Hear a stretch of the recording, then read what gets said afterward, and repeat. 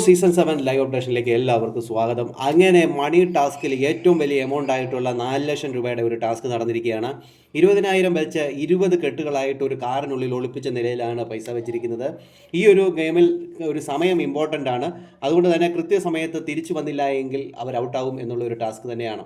അതായത് big boss വീടിന് വെളിയിലാണ് ഒരു കാർ നിർത്തിയിരിക്കുന്നത്. 1 മിനിറ്റ് സമയമാണുള്ളത്.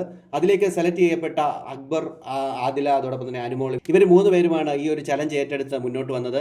1 മിനിറ്റിനുള്ളിൽ തിരിച്ചു വരണം. പണം നേടിയില്ലെങ്കിലും 1 മിനിറ്റിനുള്ളിൽ തന്നെ തിരിച്ച് വരണം. പണം നേടിയാൽ അവർക്ക് അത്ര ലാഭം. അതുകൊണ്ട് തന്നെ ഇത് വലിയ സമയം ഇമ്പോർട്ടൻ്റ് ആയിട്ടുള്ള ഒരു മത്സരം തന്നെയാണ്. ഇവർ 3 പേരും കൂടെ പ്ലാൻ ചെയ്തുകൊണ്ട് തന്നെയാണ് പോകുന്നത്.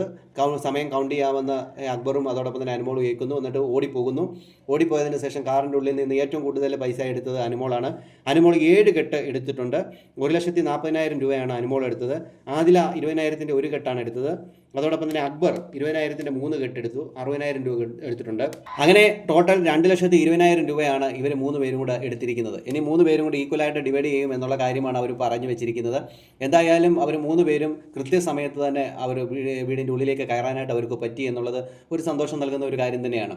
അത് ഇവർ വന്നു കഴിഞ്ഞ് ഒരു 9 സെക്കൻഡ് 10 സെക്കൻഡ് പിന്നെ ഉണ്ടായിരുന്നു. അത് കഴിഞ്ഞതിന് ശേഷമാണ് മെയിൻ ഡോർ ക്ലോസ് ആയത് തന്നെ. എന്തായാലും നല്ല രസമുണ്ടായിരുന്നു. അതോടൊപ്പം തന്നെ നെഞ്ചെടിപ്പോടു കൂടിയാണ് ഈ ഒരു ടാസ്ക് കണ്ടത് തന്നെ.